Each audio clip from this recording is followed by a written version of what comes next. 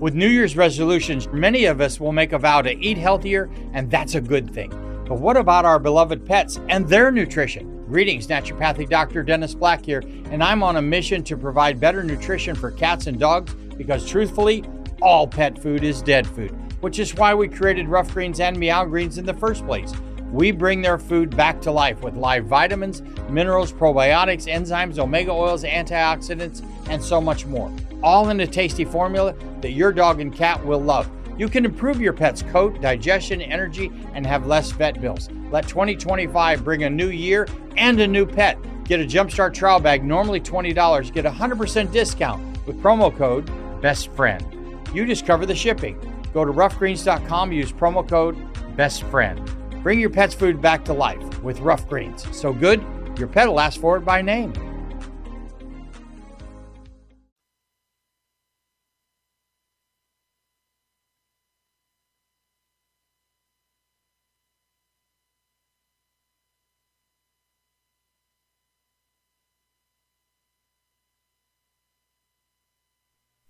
I have come here to chew bubble gum and kick ass, and I'm all out of bubble.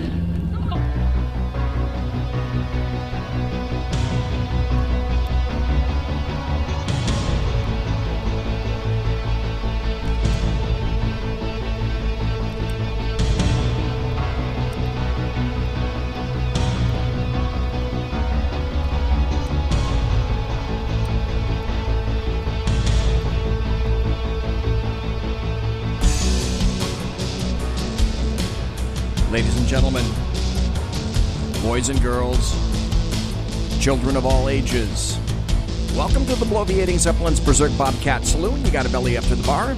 We've kept your seat and it's great to see you back. Biff is going to be your bartender tonight. He pours with the best of them, and the lava lamp is in fact lighted. It has been lighted now for 3 days straight. So this boy is all juiced up. And the reason I mentioned the lava lamp is because you can watch us on YouTube Live right now. You just can't watch us on Facebook because XSplit is still screwing up and asking me a host of questions that I know no answers to whatsoever. Technology. You gotta love it, right? Jesus Christ. We don't water our drinks, and he can't help me right now. We don't water our drinks, just like we don't water our conversation. Politics, religion, crime, culture, economics, race, sex, science, law. We talk about it all right here at the saloon. Nothing is sacred, the speech is free, but the booze is not. All that we ask is that you flush the toilet, jiggle the handle, and don't forget to tip your waitress. Tonight is a very special night in the saloon. If I can get my act together. There we go. For the first hour, we have somebody who is not customarily interviewed at all. He does the interviewing. He's the dude in control. He's the guy that talks to people all the time. And now, we're going to have him on the show for the first hour. And of course, I'm talking about Sir Ken of McCLENTON of TECN, the Exceptional Conservative Network. And we're going to talk to him for the first hour. In the second hour, we'll start with a happy story. There won't be any happy stories in this hour because I want to spend, there's a lot of stuff I want to talk to Ken about. And once I get Ken on the air, many questions for him. One of them is going to be, hey, where is TECN going these days? And Ken is busy with his show. I'm busy with my show. Ken is a great guy. We saw him in Freedom Fest in 2016, I believe. We didn't see him in 2017. And then SHR, we didn't get to go to Freedom Fest this year because we were on Freedom Fest probation. So we're going to talk to Ken here if I can figure this out. Now, I have got the phone right here, Bluetoothed into the board, and Ken hasn't spoken that I know of on Facebook before. So let's see if BZ can tune in to Ken and get him on the air. This will be an amazing get if I can.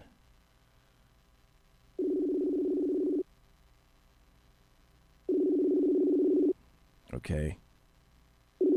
Ken, I'm going to call your cell phone, darn it. See, in the meantime, now this thing is going to roll over to voicemail. What do you bet?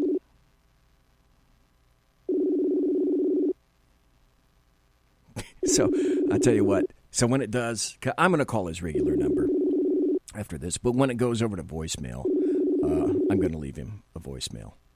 Because Ken is probably... Please leave a message. Okay. Hey, Ken, it's BZ. I'm on the air right now. It's 7 minutes after. And that means it's 11:06 or 11:07 your time. And darn it, mister, you missed the call. So I'll see you later. I'm going to have to call your other number. Goodbye. See? Technology. You got to love it or you got to hate it. That's why BZ has Plan B. And let's go over it. This makes for great radio, by the way, when you go to Plan B. Okay, here we go. And while I'm getting Plan B, by the way, I'd like to say hello and welcome to everybody in chat. Welcome to Simone. Welcome to Dave. Welcome to Mike. Welcome to Jan. Welcome to Mary. Welcome to Beantown Billy. And 2 viewers. Oh, wait. Guess who? Ken is calling. Okay. There we go. Ken, can I hear you, sir? I can see you. Yes, you can. Yes, you can. Okay. I can see you, but nobody else can see you because I don't have you. Oh, I can take off all my clothes now. Yeah. Okay. Okay, folks, here's what's happening, and unfortunately, here's the before picture. Now, I can show people this. Here's the before picture.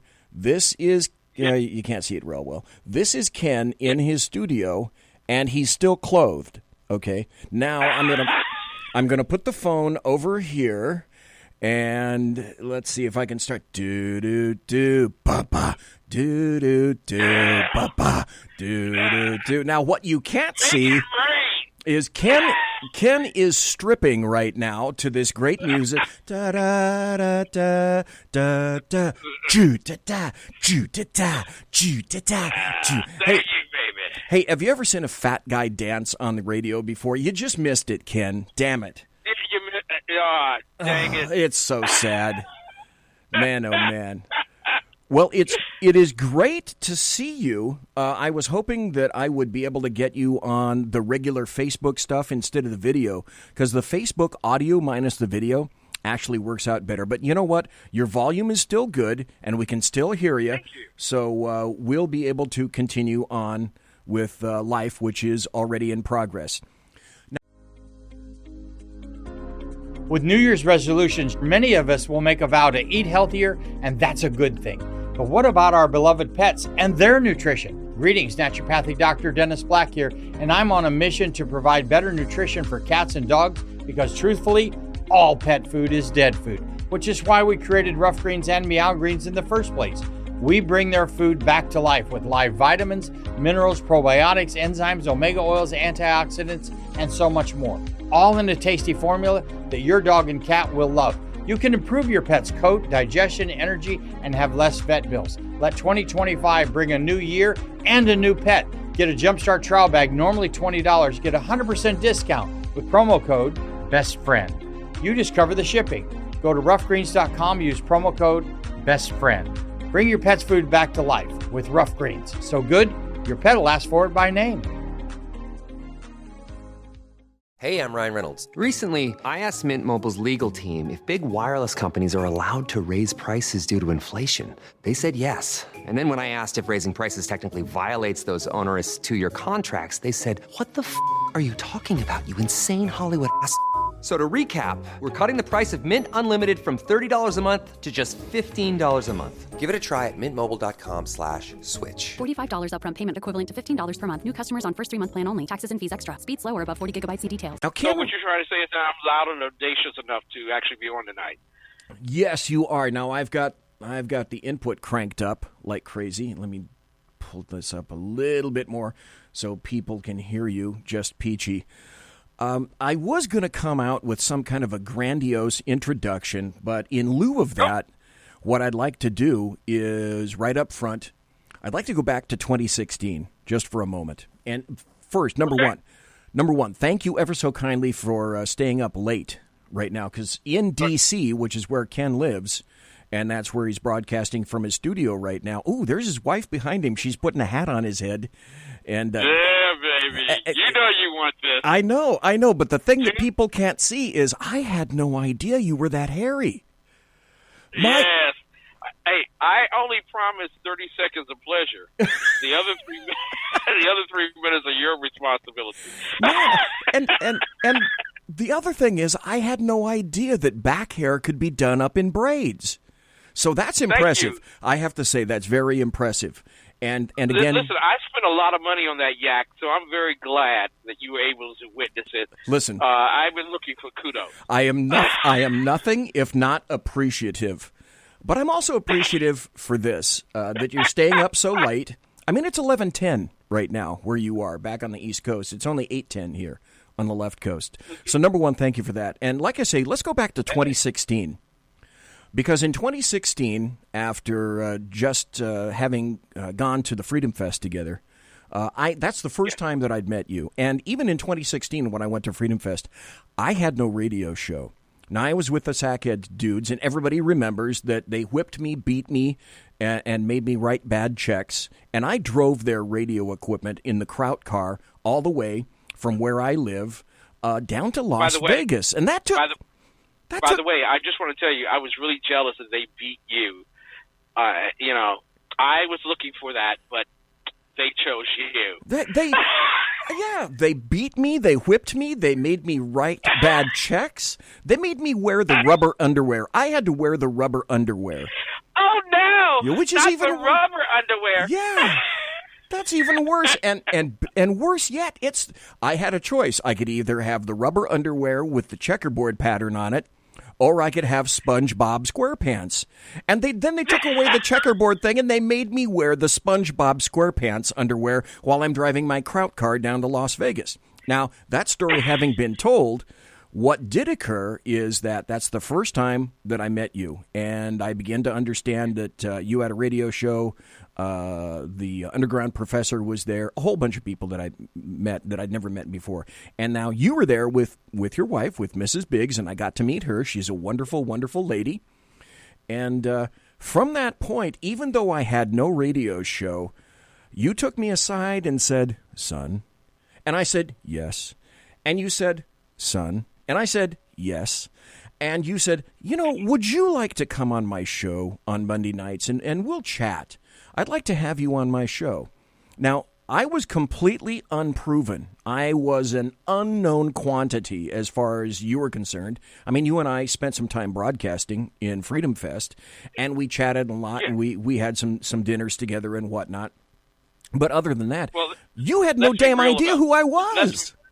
Let's be real about the Freedom Fest. Actually, we were wearing the housemaid outfits so that Clint and Sean could whistle at us as we were serving them drinks.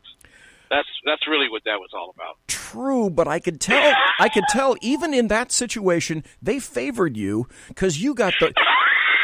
No, I'm going to tell everybody why. It's because you got I wanted the damn red high heels, and you took them. You got them. And then I wanted the feather duster, and you got the feather duster.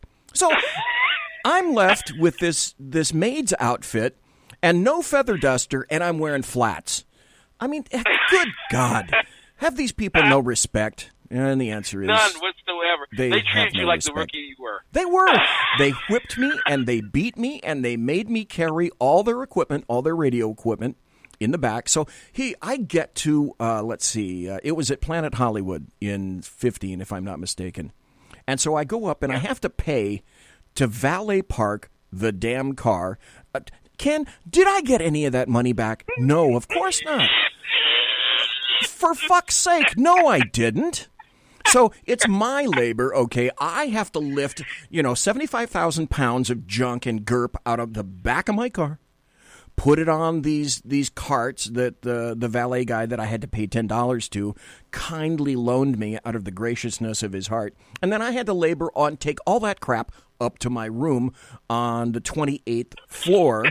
So that was all my labor. And then these guys fly in leisurely, first class. They're drunk as hell. They've been sipping vodka and mimosas all along as they're flying into Las Vegas.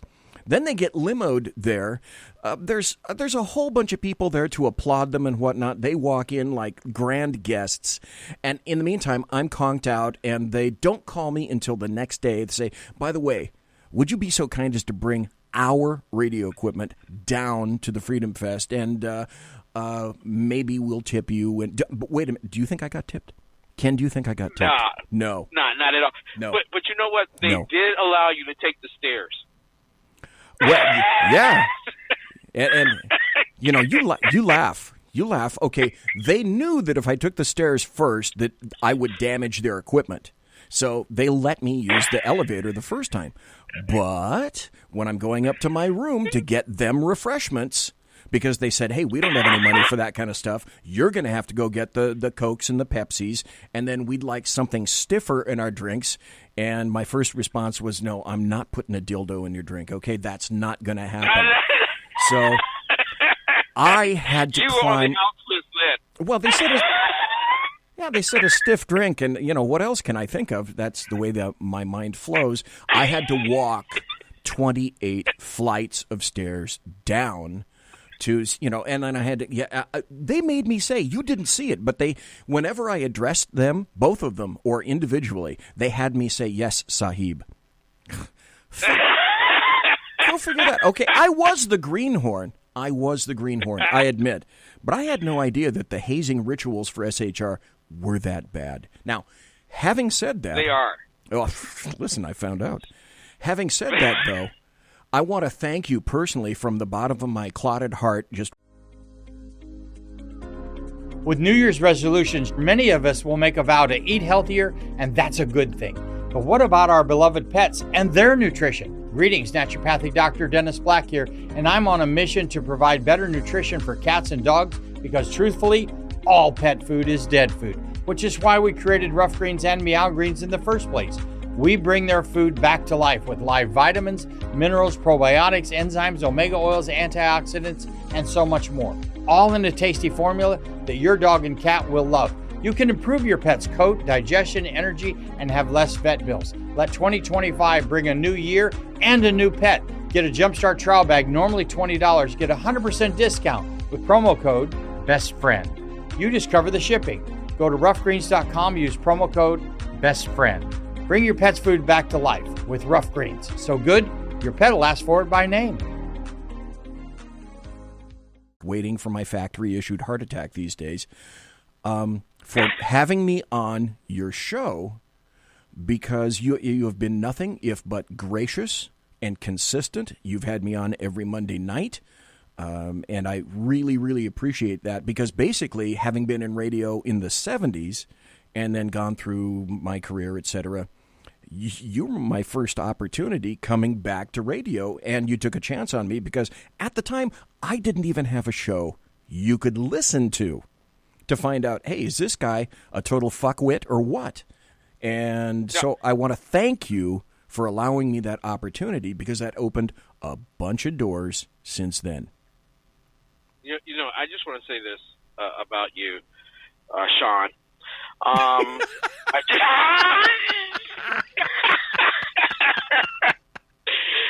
But BZ, in all seriousness, when I met you for the first time there, I knew that you had a great, immense amount of talent. And your orations were just picture perfect. Your expressions, your hilarious sense of humor, your humility, those were all caveats to just being a great, great on-air personality, whether in video or in audio. And as I sat there, the first time we had a conversation there with the band, Do you remember the band that came in and started playing the music? Yeah. Yeah. Yeah. And I got a chance to play the bongos. That was wonderful. But the sitting there with you, literally one-on-one, because there was a lot of one-on-one time for us because Sean and Clint were the talents. They were the most important persons at Freedom Fest. Right. They really were. Right. Just ask them. Yeah. Our job was just to look pretty. Right. Yeah. And don't say nothing. And to shut up and drive the car and pull the luggage. Right.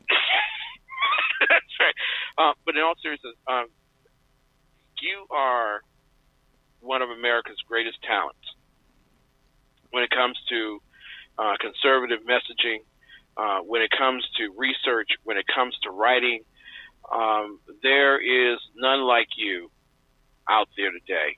And it is a tremendous honor to have you on my program every Monday night. It is a tremendous honor to have met you and to have introduced you to the world on my program. I take that credit, okay? Not Sean, not Clint. I take that credit. You should, as a matter of fact. Because, hey, you gave me an outlet way the hell before they did. And what part of what I just said is incorrect? None of it. That's absolutely correct. But you are a tremendous talent, and one of the worst things that could possibly happen is that the rest of the world not hear you. What you write, it's frustrating. Your commitment to spreading the good news is just I'm in awe of it myself. And that's why when I'm going to my Voice of Liberty page, you and Jeff Dunnitz are there. Your two writing styles are the only ones that are there outside of mine. I hold you all in great esteem as writers, as orators, but you are a significant on-air testimony, and California should be waking up to you every single night. Because, first and foremost, you're the person who sells the Feces app in San Francisco. Yeah, but I can't make any money on that. They've said that I can't monetize poop. The only people that can monetize poop is the city of San Francisco. Exactly. But you are a tremendous author, a tremendous orator. You remind me of what real radio was supposed to be and what it is, and how you transcend that marketplace to the modern era of doing video is just enormously wonderful to watch. And I would be shocked if you are not picked up anywhere else or your programming doesn't get launched everywhere else. You are a brilliant man. You have great talent. I consider you one of my bestest friends. And Sean didn't pay me to say that.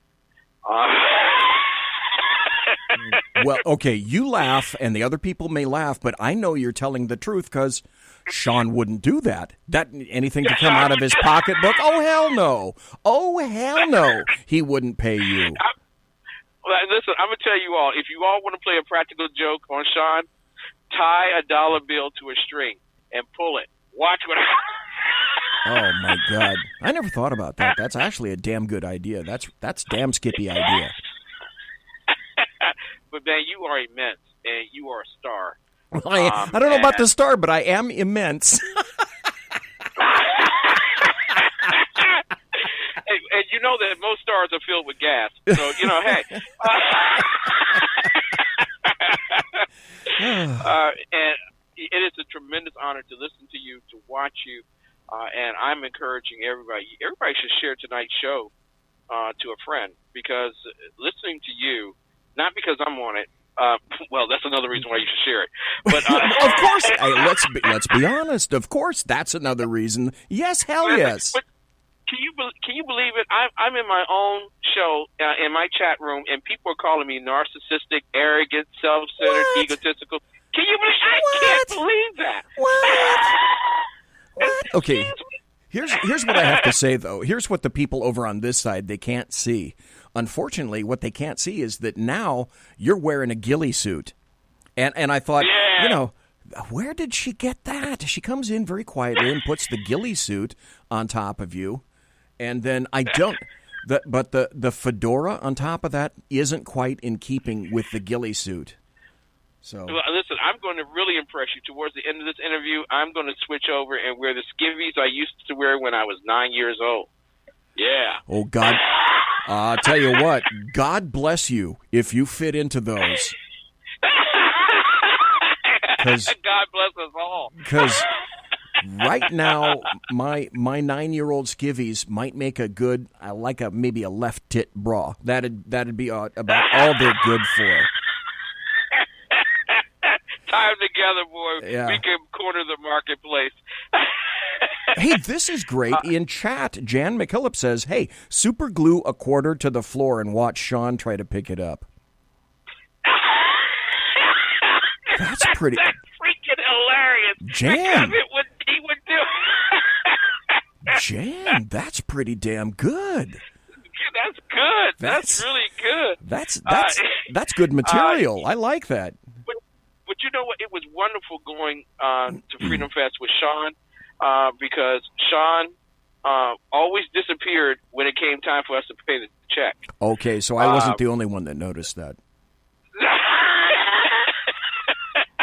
And Clint would go looking for him. So I just thought that was kind of weird. Right, yeah. Isn't it weird how Clint was always the first guy to volunteer to look for him? You know, I don't think they were... Always the first? Yeah. Yeah. Oh, my God. That's kind of weird. Before we go too deep into this stuff, I want folks, there might be, but probably not, but anybody that may happen to listen to this in podcast, tell people where you can be read, where you can be found, and more importantly, where you can be seen and heard. I can be seen at the post office on the wall. Okay. All right. Is it? There's a wanted poster there with my face on it. Okay, and your favorite grocery store? You know, mine is right next to yours because we both said some very harsh things about the FBI, and then 1 week later, we're in the post office. Yeah. They're not real happy with me. But everyone, you can go to TECN.biz. TECN.biz, the exceptionalconservatorshow.com. You can go there and you can watch. I'm on InItLive.tv, and I'm there on Monday nights through Friday nights from 9:05 p.m. to 11 p.m. Eastern Time, and we have the most fun. We talk about 5 specific things. We talk about Christianity, conservatism, capitalism, constitutionalism, and individual sovereignty. And we try to make it as fun as NPR possibly would allow. Right. So please come. Right. That's always a good yardstick, is using NPR. Perfect. I like that a lot. Yeah, sweaty balls. TECN has changed a massive amount in the past year. So, by the way, let me tell people, we got about 3 more minutes before the bottom of the hour break. Let me tell people how you happen to get here tonight. And again, that's another reason that I want to thank you. Early Wednesday, yesterday, I got a bee in my bonnet, and I thought, who haven't I talked to in quite a while? And I thought, oh yeah, Ken. And I thought, okay, this is I'm gonna all the time. I'm gonna go down like a Japanese kamikaze aiming at the midway. So I thought, okay, I'll tell you what, I'll send a message to Ken and I'll invite you on the show for Thursday, thinking that, okay, it's going to be 11 o'clock and Ken's going to tell me to, anyway. And the first word that came back from you, like 10 seconds later, was, sure. So thanks for that. I really, really appreciate that. Thank you. Wow. So, I didn't expect it. You actually... Well, actually, you highlighted the limits of my vernacular. You know that I can only use 4-letter words. So, sure. Well, It's like I tell people, towards the end of the day, like when the days that I have radio shows, men are only allowed a certain number of vowels, consonants, and words per day. Now, women may or may not know that, but in order to save up for my radio show, generally I don't say anything until like right around noon time, because I'm saving my words so that I can use them towards the end of the day on Tuesdays, Wednesdays, and Thursdays. I don't have to worry quite so much because I'm not on your air for 2 hours, so I can start talking a little earlier, like around 9 a.m. or so, and I appreciate that. So again, thank you for Mondays for that, because I'm a little bit more verbose earlier in the day than that. Is this a discipline lesson for women? Is this what you're trying to say? No, that women should follow your discipline? Some women may know that. Some women may not know that. I just was throwing it out there in case they wonder why, after a certain period of time, men kind of respond to questions in a series of clicks and grunts. And if women hear that, then now they at least have a basic understanding of what's going on. Folks, we are talking to the exceptional conservative, Sir Ken of McCLENTON. And after we take this break, we are going to be right back. Please don't go anywhere. Thanks to everybody in the chat room tonight. It's great to see you. You're listening to the SHR Media Network.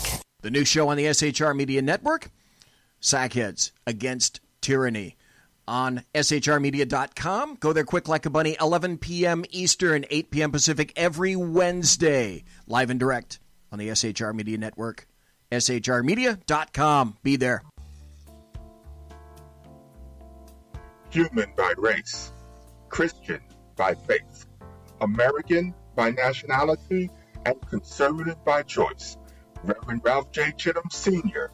is the right guy on SHR Media from 8:05 to 9 p.m. Monday through Friday. And if on the rare occasion I am ever wrong, I will still always be right. The right guy on SHR Media. When dirty politicians, shadow governments, and deceptive Islam blind the world with fake stream media smoke, their only fear is one man with a cane. I'm Dave Milner.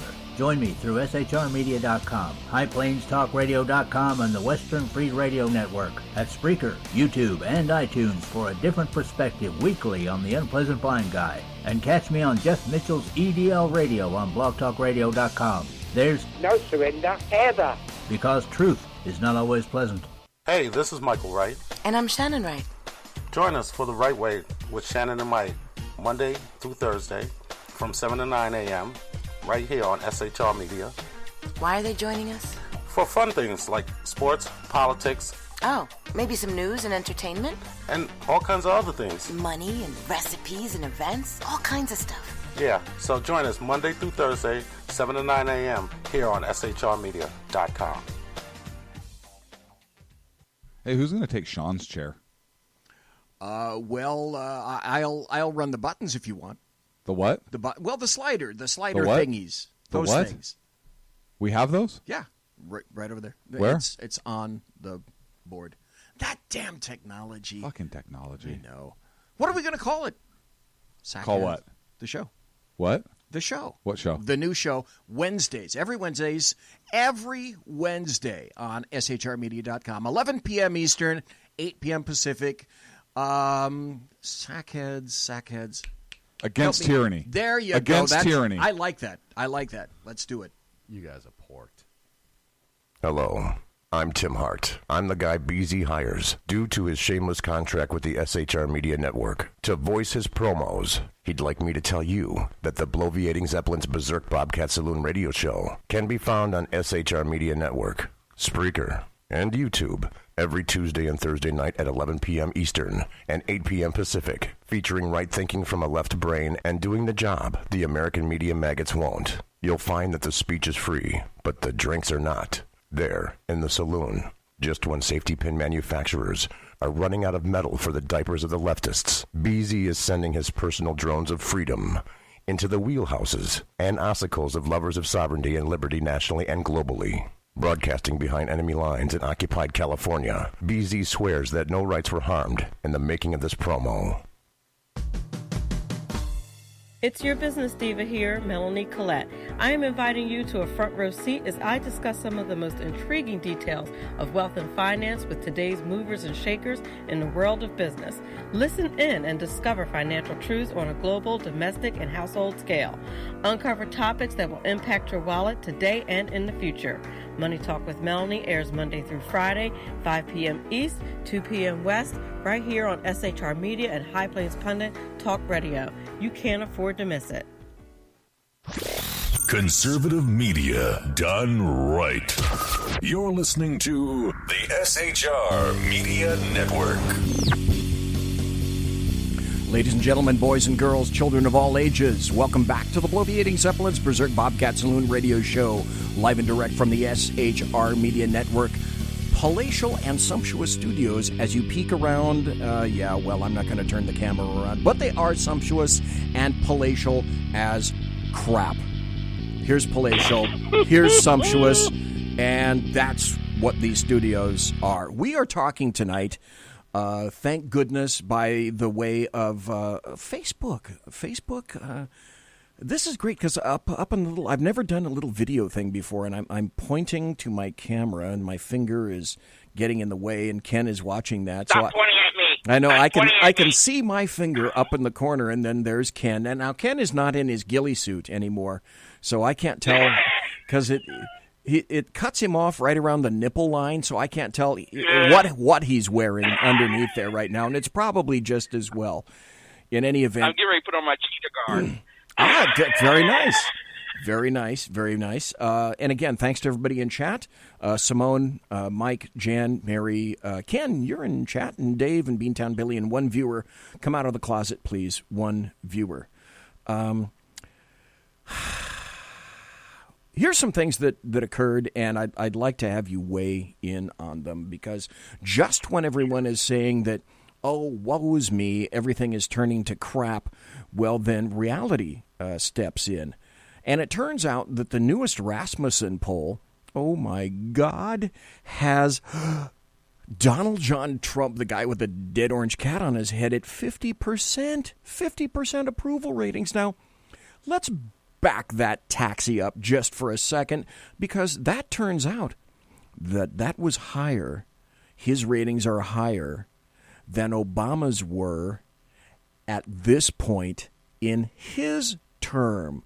And, of course, you're not hearing about that from the American media maggots at all. And the funny thing is, Hispanics are actually boosting his numbers. Of all crazy things, I read this article from the Washington Times, and it said this: are Hispanics shifting their allegiances to President Trump? A recent Harvard-Harris poll recorded a 10-point spike in Hispanic support for Mr. Trump. It hasn't received much attention from the mainstream media. Imagine that. I am shocked. Yeah, I know. Am shocked Yeah, thank. Get in and start the night with that one. Thank God you're sitting down, because it's what I call the LDAMM, the leftists, the Democrats, and the American media maggots. They are all invested incredibly in making Trump look as stupid and ridiculous as they possibly can. And yet he keeps on winning, so to speak. Now, you're in D.C., you have tons of really great people on your show, and so you've got I'm 2 miles from the belly of the beast here on the left coast, but I mean, federally, you're sitting in a town where everybody talks, everybody leaks, and you're talking to the people that make news every night.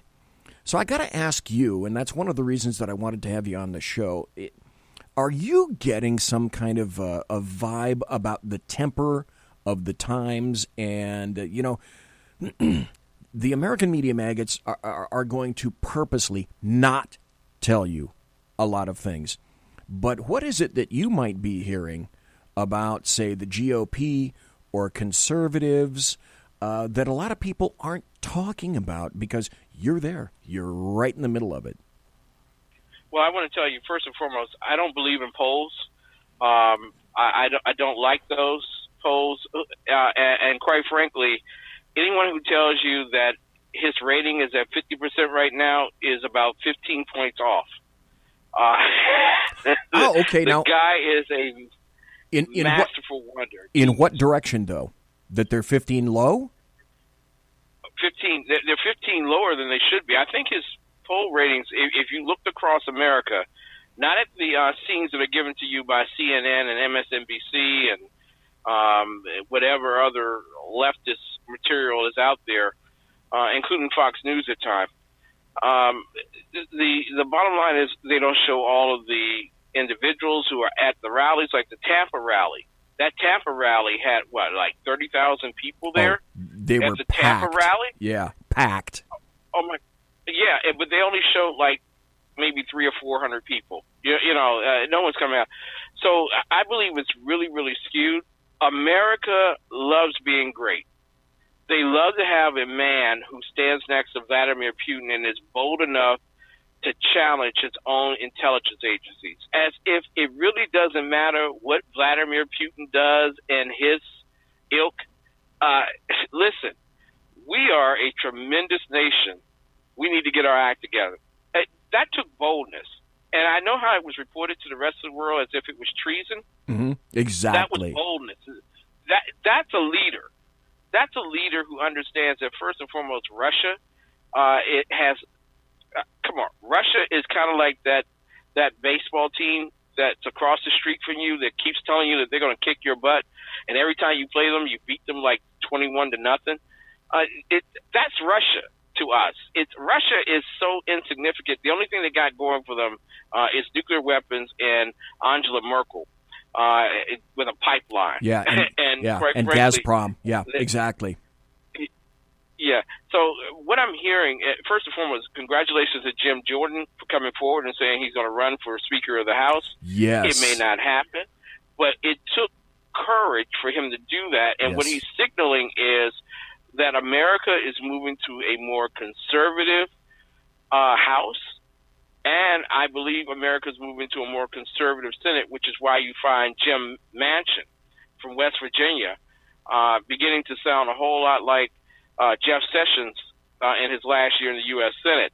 He's beginning to sound a whole lot more conservative than he's ever been, and willing to go against his own party to make sure that he wins election this fall.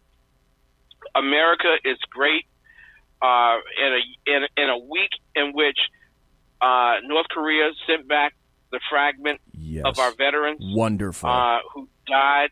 And we had a 4.1 GDP in that same week. In the same week that he told North Korea, if you build anything else, I'm going to blow you off the face of the earth. I mean, last week was just an epic week for Donald Trump, and he's still not finished. He really hasn't started doing anything just yet. And yet, we're depending on CNN and MSNBC and your local news channel to tell you whether America likes him or not. This is how America likes Donald Trump. 3.9 unemployment, 4.1 GDP. Yep. 25,000 on the Dow. America is great again, and the defense bill passed this week out of the House and Senate. Our servicemen are going to get paid on time. America is great again.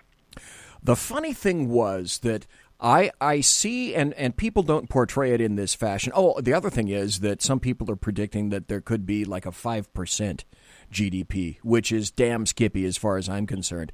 But the thing that I loved about it is when Trump went to NATO, shamed the living shit out of the Germans across the table from him, said, hey, you're beholden to Russia by way of Gazprom. And by the way, I'll slip this in too. If you don't want to be quite so beholden, we've got an assload of CNG over here in the United States. And then what happens about 2 weeks later? Yeah, Juncker from the EU sits down with Trump and says, dude, let's talk about gas. Isn't that amazing? Then Trump starts starts talking about shutting down the government. And then yesterday, what do they start doing? They passed about either 5 or 6 or 7 of the 12 spending bills that they need to pass so that they don't shut down the government.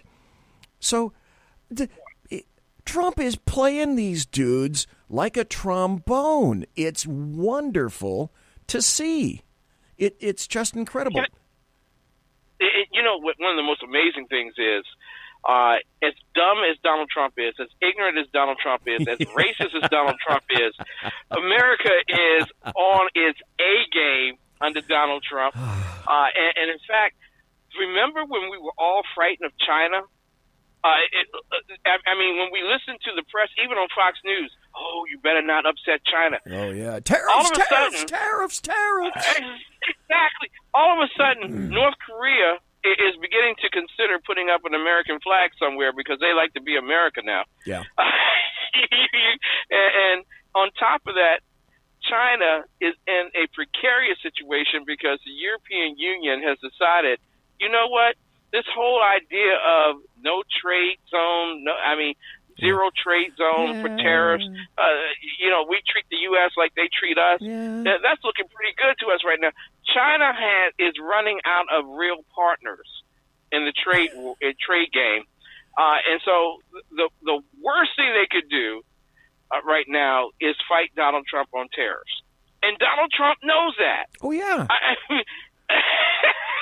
It's just like when he was talking about tariffs, he said, and people said, oh, tariffs, you're going to blow the world up in a nuclear conflagration. North Korea, you can't call him the rocket man. The world is going to blow up in a nuclear conflagration. And then the funny thing was, the EU comes around with regard to tariffs. So they're starting to see the light now, Trudeau in Canada. He's not seeing shit. But the funny thing is also we're finding out, kind of sub rosa in the background, China is making noise, kind of like, well, maybe we need to get on this conciliatory tariff bus as well.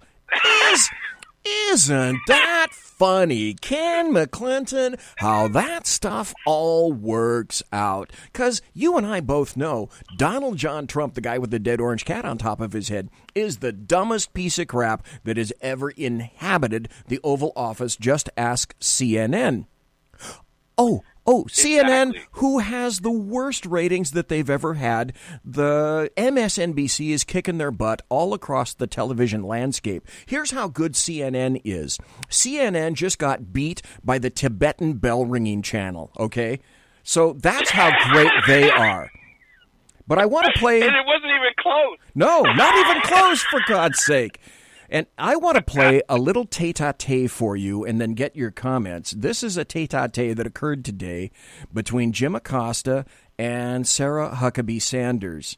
And Jim Acosta, as per normal, thinks everything is all about him. The enemy of the people. I think we deserve that. I think the president has made his position known. I also think it's ironic. Would you mind telling us, I'm trying to answer your question. Okay, well, I politely waited, and I even called on you despite the fact that you interrupted me while calling on your colleague. Well, I said it's ironic. Which is why I interrupted. I'm trying. But if you finish, if you would not mind letting me have a follow-up, that would be fine. But it's ironic, Jim, that not only you and the media... Wait, here comes the sword. She's about to throw the sword. ...media attack the president for his rhetoric when they frequently lower the level of conversation in this country. Repeatedly, the media resorts to personal attacks without any content other than to incite anger.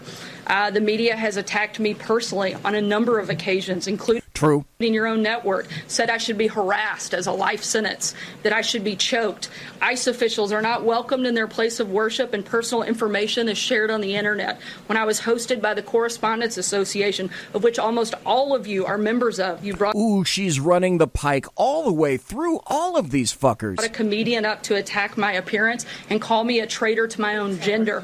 In fact, as I know, as far as I know, I'm the first press secretary in the history of the United States that's required Secret Service protection. The media can... Stop just for a second.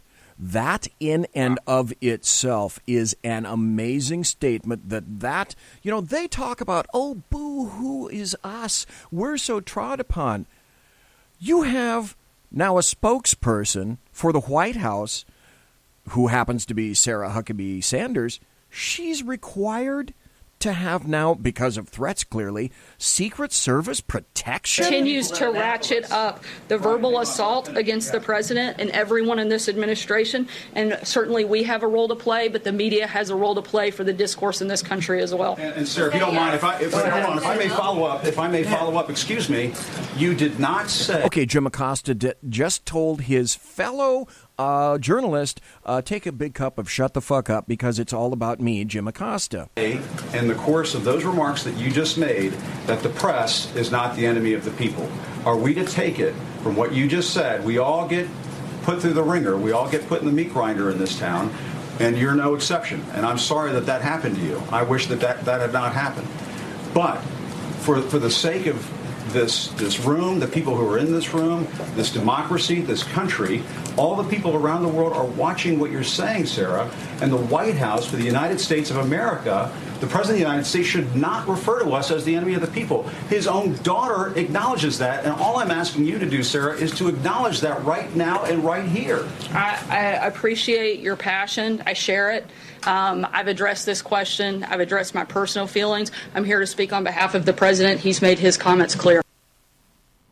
And that is how she skewers and continues to skewer the crap out of the American media maggots. It's absolutely, it's joyful. I have a problem there with her last line, that she shares their passion. No, you don't.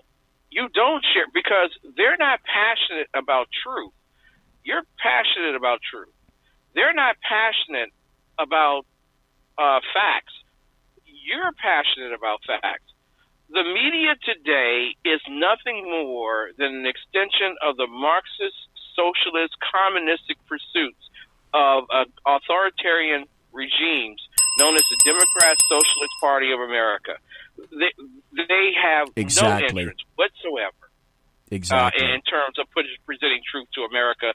Yes, some of the press is the enemy of the people, period. Well, and Donald Trump also came out with a tweet later on today that said that the press is not the enemy of the state. It's fake news that's the enemy of the state. And I completely have to agree. Now, here's another audio cut that was recorded at, I think, not tonight's rally, but either last night or the night before. This is, again, Jimmy Acosta of CNN trying to make a stand-up in terms of that rally. This is great. CNN sucks! CNN sucks! CNN sucks! CNN sucks! CNN sucks! CNN sucks! CNN sucks! There's a guy in the background that says blacks for Trump, and if you can't tell what they're saying to Jim Acosta, and he's not saying a thing. He's stymied right there. What they're saying to Jim Acosta is CNN sucks. CNN sucks. You know, it was really funny the way he went on the air the following day, whining and complaining that he didn't feel like he was in America anymore. Well, guess what? Neither does the press secretary for the United States of America feel she's in America anymore when you're in the White House. Yeah. No. That is a militaristic regime known as the leftist press, whose only purpose is to spread the agenda of the Marxist, socialist, communists that make up the establishment of Washington, D.C. The only way that we can defeat them is to have guys like you, BZ, on the air presenting the truth to America and fighting the good fight. Whether it's Breitbart News or whatever, we all have to continue fighting the good fight, spreading the good news around the world. You know, I noticed that in the background, and thank you, I noticed in the background that there were a bunch of placards that said blacks for Trump. Well, you can't have that. You can't have black Americans doing something like that. I'd like to play this video for you. This came out of Bridget Gabriel, and this is a meeting that black Americans had with President Trump. And listen to what they happen to be saying right to President Trump's face. Probably going to be and I'm going to say this at this table, the most pro-black president that we've had in our lifetime, because, and I try to analyze the people that I encounter, this president actually wants to prove something to our community, our faith-based community and our ethnic community. The last president didn't feel like he had to. He felt like he didn't have to prove. He got a pass. This president this administration is probably going to be more proactive regarding urban revitalization and prison reform than any president in your lifetime. If we work together, give them a chance, don't pay any attention to these guys back here, and I promise you, we will do something that this administration will continue to make history. And the administration, in my opinion, is continuing to make history. And that's also where you come in. It's heresy. Well, let me back up a little bit. On the street, if people happen to know you or maybe they don't know you, how much crap have you garnered because you support President Trump right now? Now, I don't think I didn't support him in 2016, and I was dragged kicking and screaming into his column. I'm glad I went there, if for no other reason than I'm a results-oriented guy, and he's getting results. But that having been said, what the hell has happened to you personally because now you're a Trump supporter? Well, let's just say that Big Mama won't invite me to the family barbecue anymore. I've been thrown out of 2 black churches because of my conservative views, that I was anti-abortion, that I believe that conservatism was the way in which we are to actually express the great freedoms and liberties of Jesus Christ to the world. My wife and I are not intricately part of our families. People have to understand that if you're in San Francisco or Sacramento or Washington, D.C. or New York, you can't be a Republican. No. I mean, it's an option if you're old and white, but you cannot be a Republican. And there's such retaliation that comes in careers, in business, in contracts, when you don't line up with the plantation mentality that comes with being a part of the Democrat Socialist Party. Yes, we have suffered greatly financially. We have suffered greatly in terms of relationships. But you know what? I would give it all up again to follow Jesus and to be the conservative that I am. And I pray that the example that I'm showing to those children that are watching what we do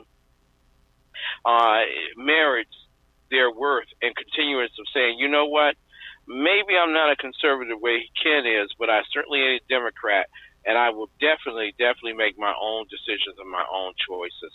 That's what I'm hoping was going to take place in urban America. And I'm going to make this prognostication, because I made this prognostication, a prognostication on the night before the election, and everybody at SHR and in radio thought I was absolutely crazy when I said that Donald Trump was going to win not 8, not 9, but he's going to win all 10 of the states that he needed to win in order to beat Hillary Rodham Clinton.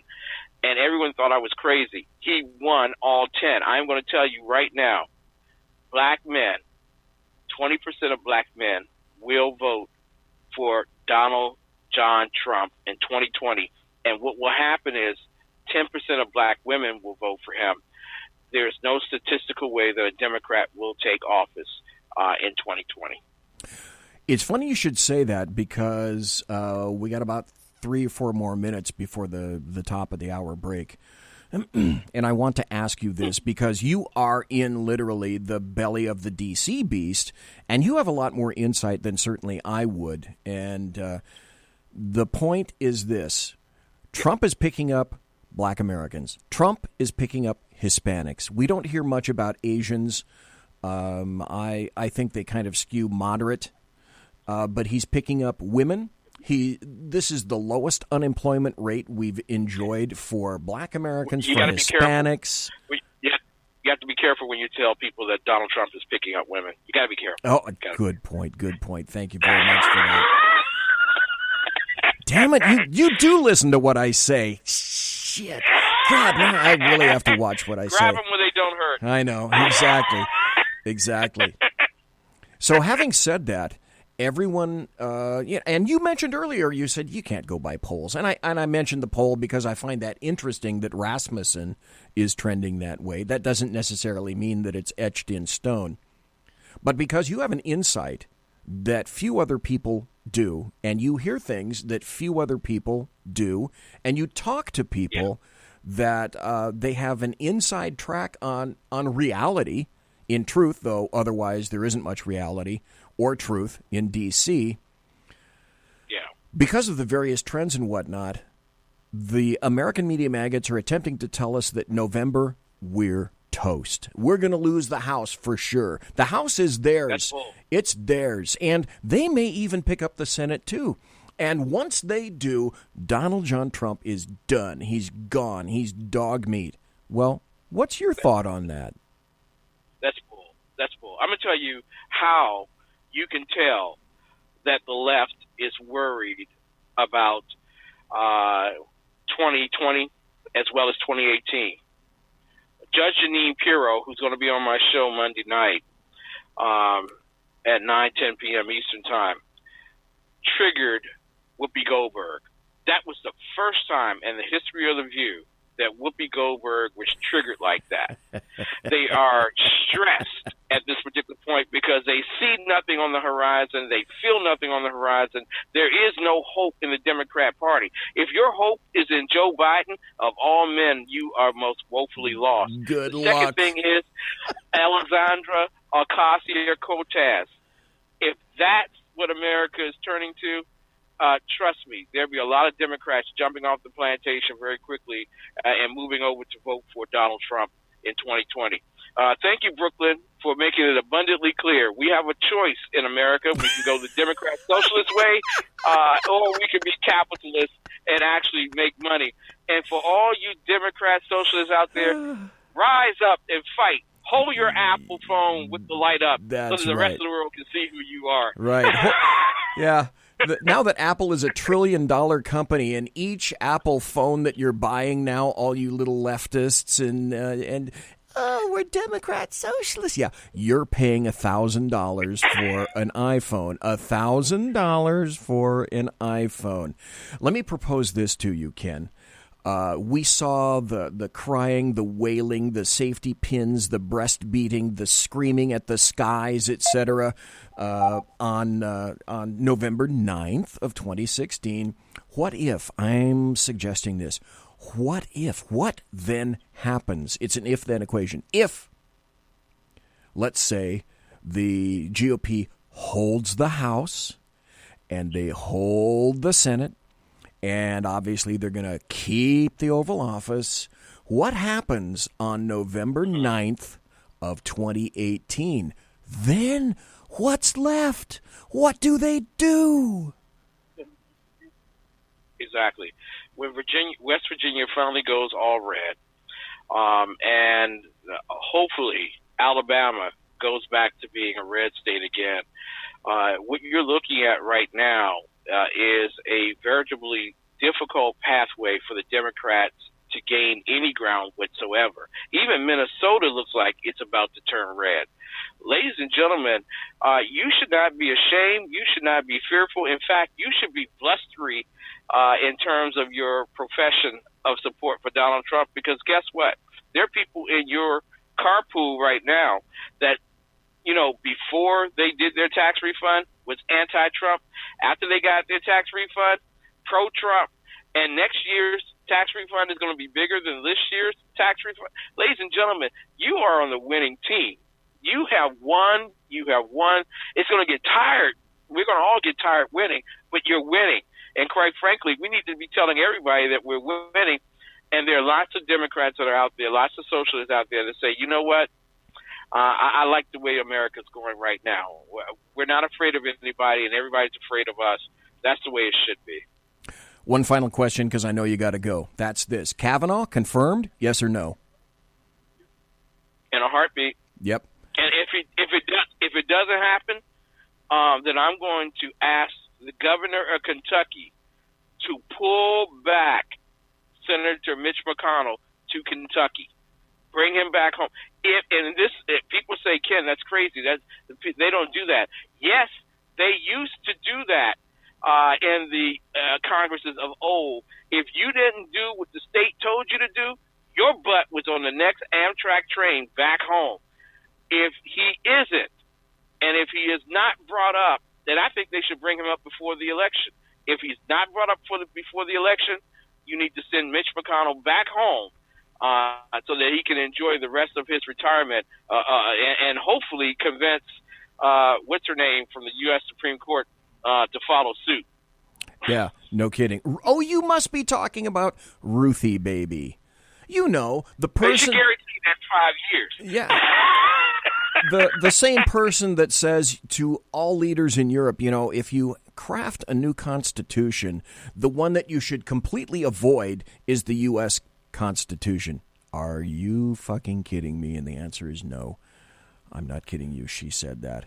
So, BZ, you are one of the greatest talents in America. Your writing is leagues above most, and your excellence in broadcasting is just beyond par.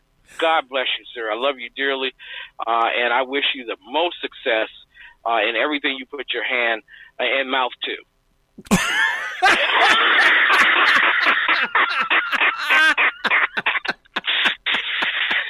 I love you, man. Oh, God. Oh, folks, we've been listening to Ken McCLENTON, the exceptional conservative. Ken, thank you ever so kindly, and thank you for your time. We went a little bit over.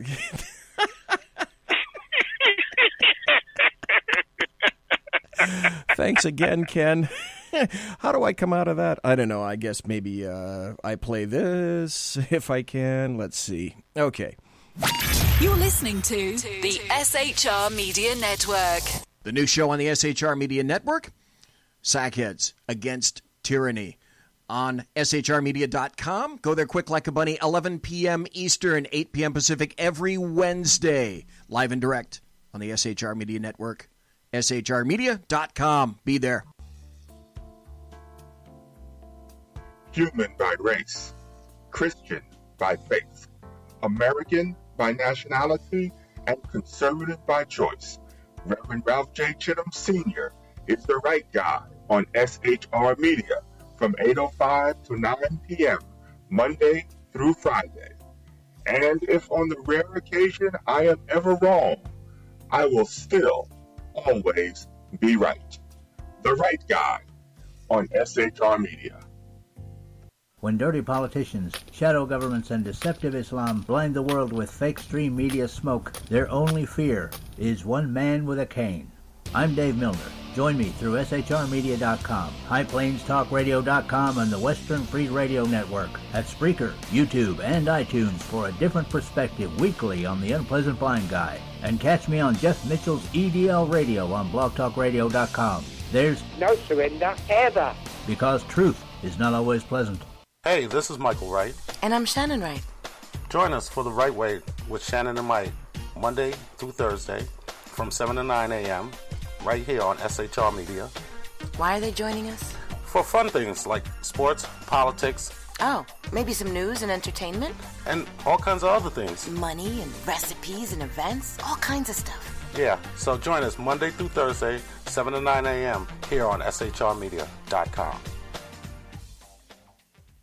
Hey, who's going to take Sean's chair? I'll run the buttons if you want. The what? The slider thingies. The Those what? things.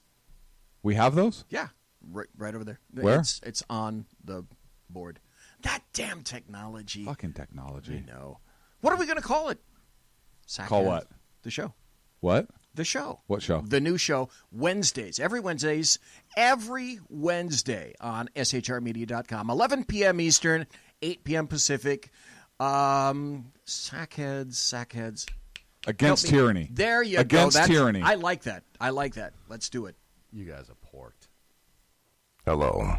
I'm Tim Hart. I'm the guy BZ hires due to his shameless contract with the SHR Media Network to voice his promos. He'd like me to tell you that the bloviating Zeppelin's Berserk Bobcat Saloon radio show can be found on SHR Media Network, Spreaker, and YouTube every Tuesday and Thursday night at 11 p.m. Eastern and 8 p.m. Pacific, featuring right thinking from a left brain and doing the job the American media maggots won't. You'll find that the speech is free, but the drinks are not. There, in the saloon, just when safety pin manufacturers are running out of metal for the diapers of the leftists, BZ is sending his personal drones of freedom into the wheelhouses and ossicles of lovers of sovereignty and liberty nationally and globally. Broadcasting behind enemy lines in occupied California, BZ swears that no rights were harmed in the making of this promo.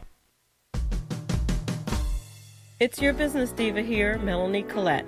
I am inviting you to a front row seat as I discuss some of the most intriguing details of wealth and finance with today's movers and shakers in the world of business. Listen in and discover financial truths on a global, domestic, and household scale.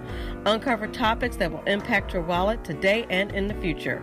Money Talk with Melanie airs Monday through Friday, 5 p.m. East, 2 p.m. West, right here on SHR Media and High Plains Pundit Talk Radio.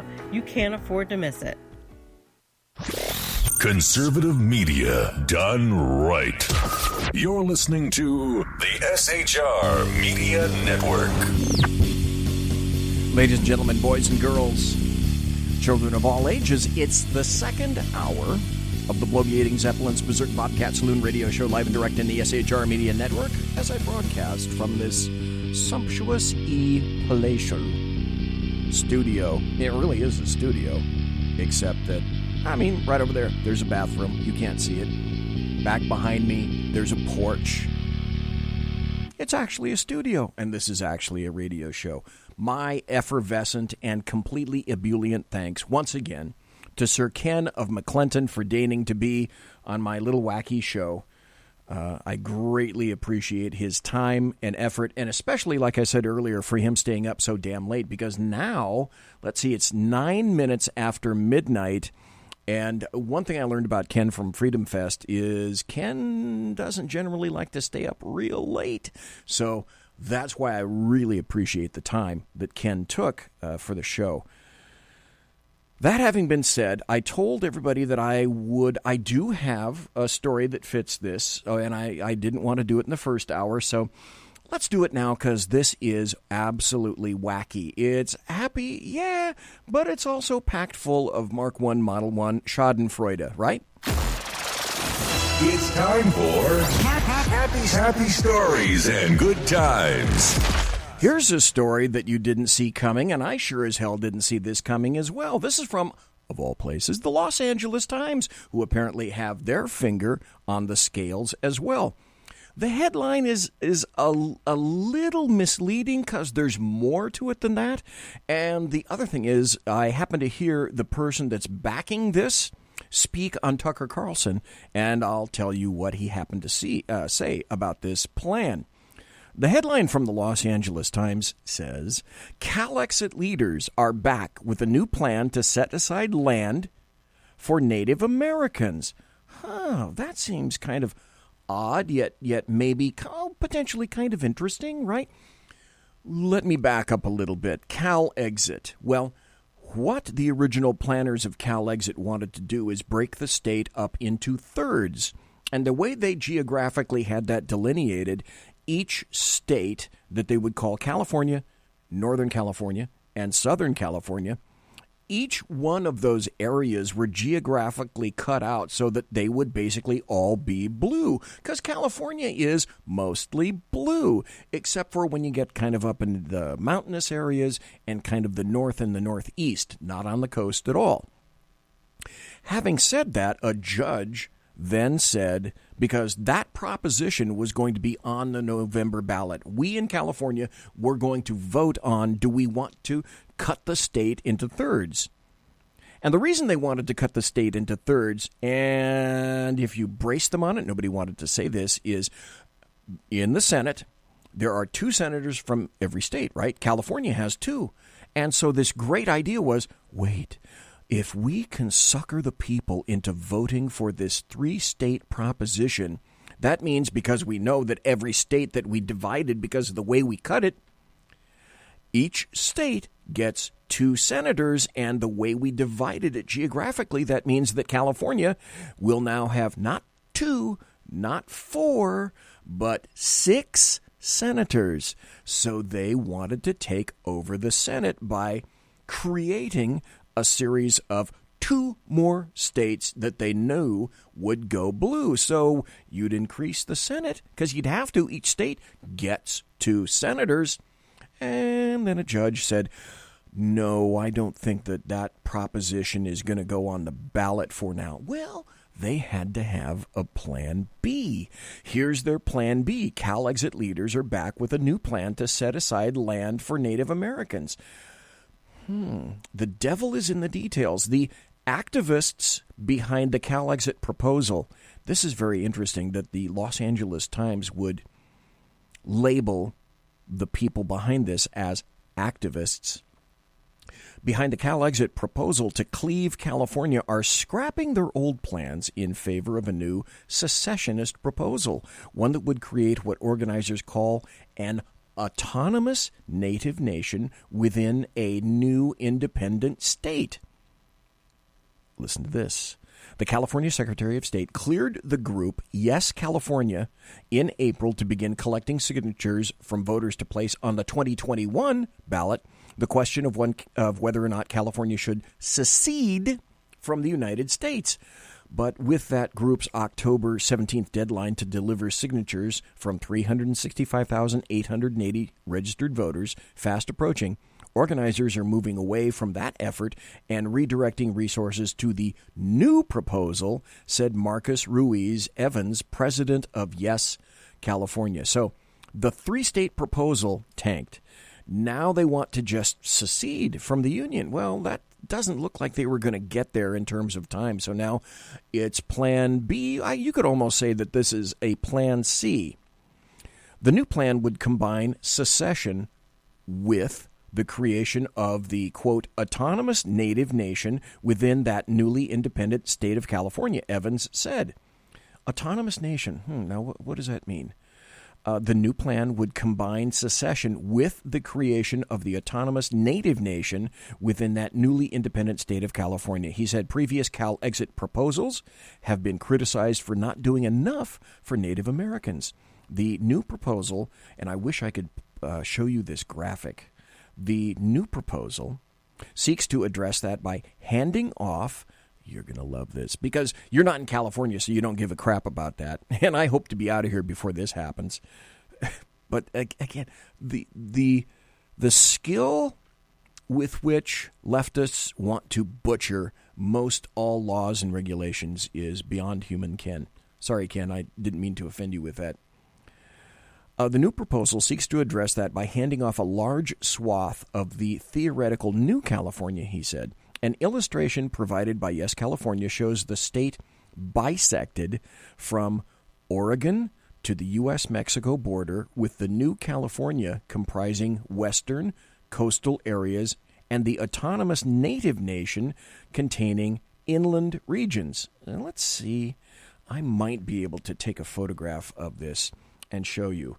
At first blush, you're probably thinking to yourself, hey, that might not sound like a terribly bad idea, because if California ends up blowing itself up, hey, that's okay.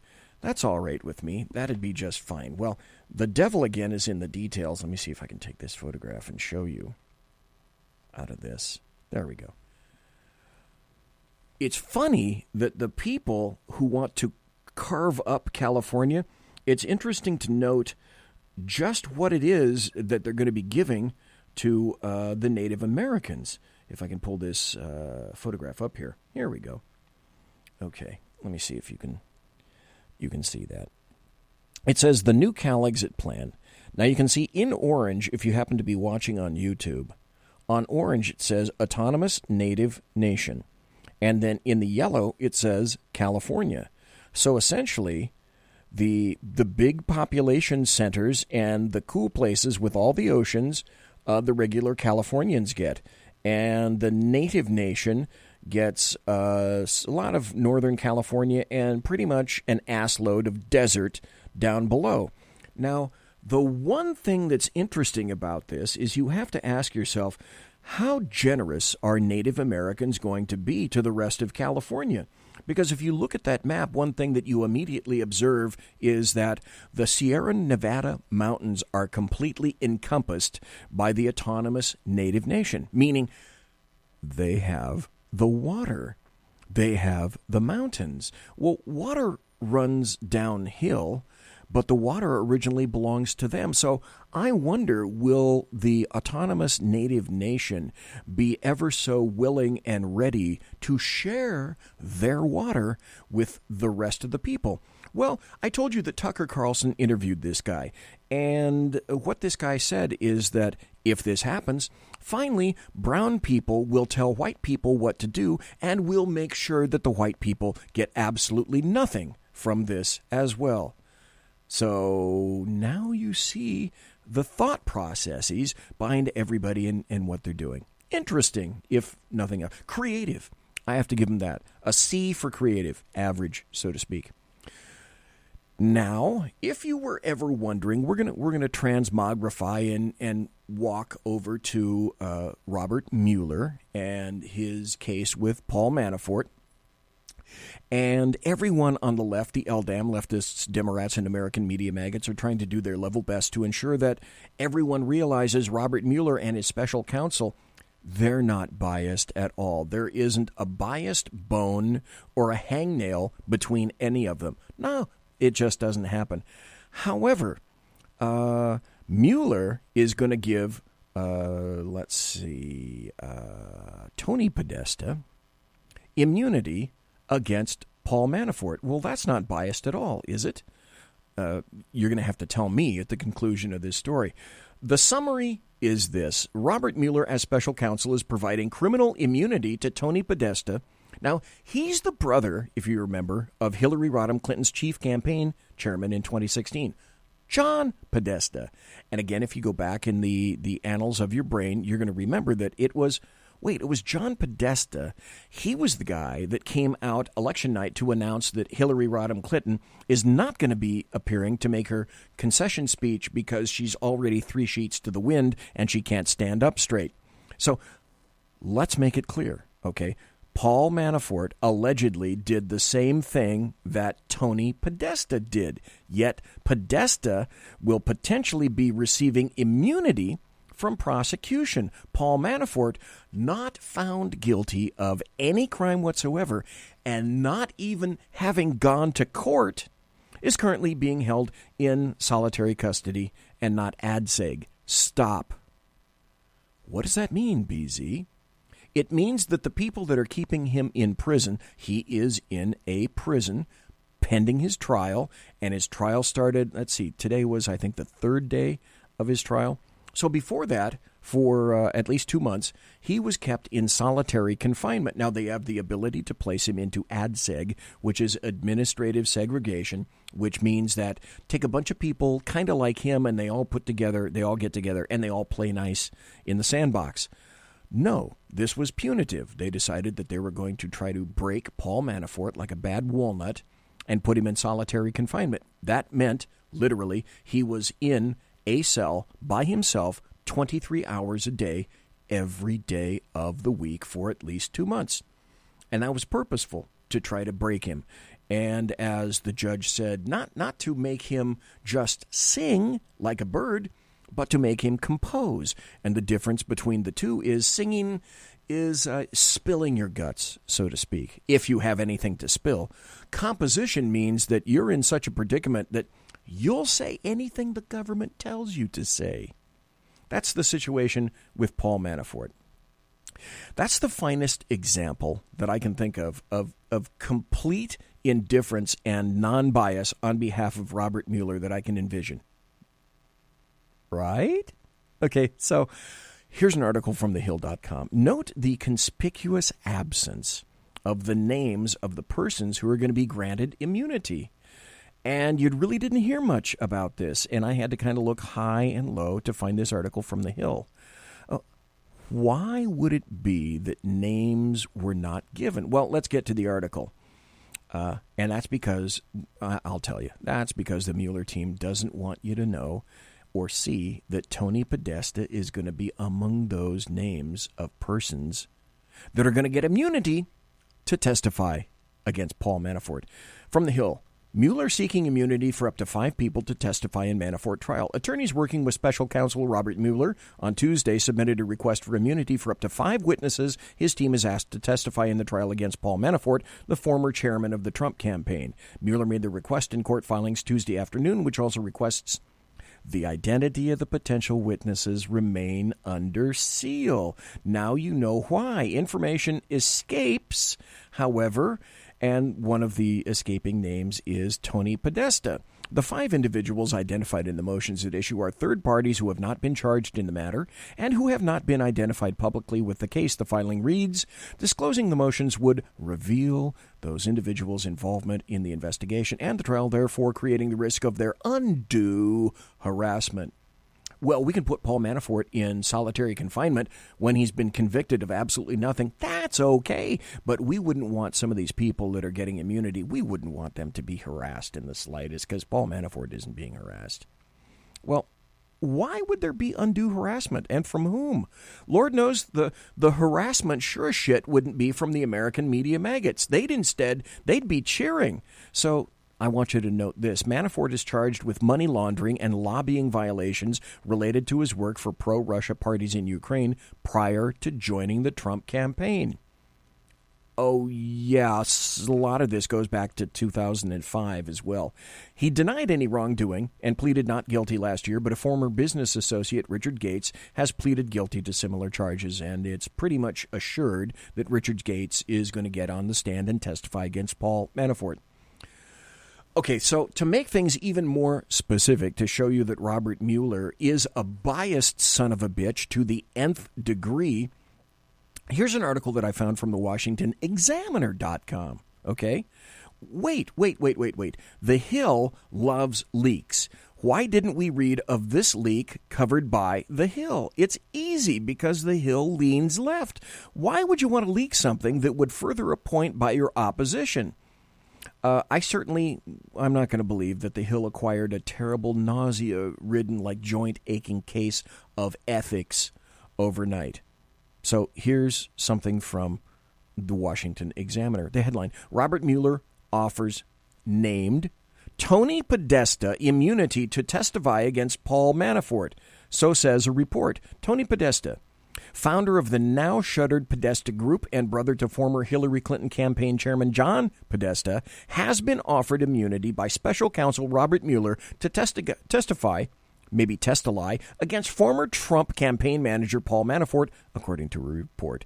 The Fox News Tucker Carlson show tonight announced on his show this past Thursday, that 2 separate resources confirmed the offer. In other words, this is the translation. This is how you suss this shit out. In other words, for a near-identical crime, Bill and Hillary's friend, could escape Tony Podesta and emerge completely unscathed, all right? While Paul Manafort is going to rot in jail, potentially, they say, for up to 300 years. But the difference is this, you see, one of them made the very serious mistake of chairing Donald Trump's presidential campaign. Imagine that. We didn't see that coming, right? Broke the story of Tony Podesta's lobbying for Ukraine. Podesta, of course, is the founder of the now defunct Podesta Group, which for years was one of the biggest Democratic firms in Washington. He's also the brother of Clinton campaign chairman John Podesta. He's also a close friend and a major fundraiser for Bill and Hillary Clinton. Now, the Podesta Group, we reported, worked with Paul Manafort to lobby on behalf of Ukrainian interests in the United States without properly registering at the time under the Foreign Agent Registration Act, which is called FARA. Manafort got in big trouble for that. He's now being held in solitary confinement. He's looking at a life sentence behind bars. And Tony Podesta? Whatever happened to him? Well, tonight we can report exclusively, based on 2 separate sources we spoke to today, that Tony Podesta has been offered immunity by Robert Mueller to testify against Paul Manafort. In other words, for a near-identical crime, Bill and Hillary's friend could skate and emerge completely unscathed, while Paul Manafort may rot in jail. Only one of them made the mistake of chairing Donald Trump's presidential campaign. Imagine that. So I think we can pretty much sum up at this point that there is no bias being displayed whatsoever by Robert Mueller or his special counsel. So I think, you have to kind of ask a logical question. Is the Mueller investigation biased? Can there be any more clear an indication than what I delineated? This is partisan politics on steroids, and it's fueled with meth, swamp, maker's mark, coitus, cheating, cuckolding, billions of dollars, and corruption, and the stench, what I would consider to be the clear stench of fear. And I found this article, too. I haven't dealt with Peter Strzok in quite some time until I happened to see this article. And this is the kind of article that makes you say, and this is why this is a late-night program, and why on my social media I say caution, explicit. This is the kind of article when you read this, after you read the headline, the first thing that you say is what I send out on my tweets is AYFKM, which translates to, are you fucking kidding me? No, I'm not. Not at all. Dig this. You'll really enjoy this. We got about 2 minutes to the bottom of the hour break. The headline is this. Anti-Trump FBI agent Peter Strzok allowed to declassify documents after joining Mueller probe. Watchdog. Anyone see a little bit of a funny thing with that? I thought that the president could declassify documents. Now, he hasn't yet. People are asking him to declassify FISA documents. He hasn't yet. And yet we're discovering now that Peter Strzok was given the ability to declassify documents after joining the Robert Mueller special counsel probe. Speaking of probe, we also recognize after the story that I just gave you, the probity of Robert Mueller and his special counsel team. New internal emails show that anti-Trump FBI agent Peter Strzok demanded to preserve all the powers he held as a deputy assistant director. Stop. Were you aware that Peter Strzok wasn't just a line-level agent? He's not just a gumshoe that walks around on the first floor and has a little cubby about 4 feet by 5 feet. No, he was the deputy assistant director of all of counterterrorism in the Federal Bureau of Investigation. And he demanded to keep all those powers when he agreed to move over to Robert Mueller's special counsel in 2017 because it was a Russia probe. The emails show his superiors agreed and made him a floating deputy who could still handle counterintelligence cases and declassify documents as he saw fit as he investigated the Trump campaign for Mr. Mueller. Did you hear about this? Were you cognizant of all of his powers? My guess would be no, you weren't. The emails were obtained by the conservative watchdog group Judicial Watch. I send a check every now and then to Tom Fitton of Judicial Watch. I also send a check every now and then to the ACLJ. They're doing God's work because nobody else seems to be much interested in doing that. President Tom Fitton has emerged as one of Washington's most aggressive investigators into how the Justice Department and the FBI pursued President Trump. So they get all pissed off because I've said you can't trust the FBI anymore, and I've said you can't trust the DOJ anymore. And speaking of Paul Manafort, here's what I think Manafort's lawyers should do. Back in 2006, Sackheads Clinton and I spoke about this. Oh, I'm going to have to go to a break. Let me wrap this up before I go to the break. Yesterday, Sackheads Clint and I talked about that Paul Manafort, the same thing that he's being held to answer for in terms of a trial now, Rod Rosenstein cleared Manafort of back in 2006.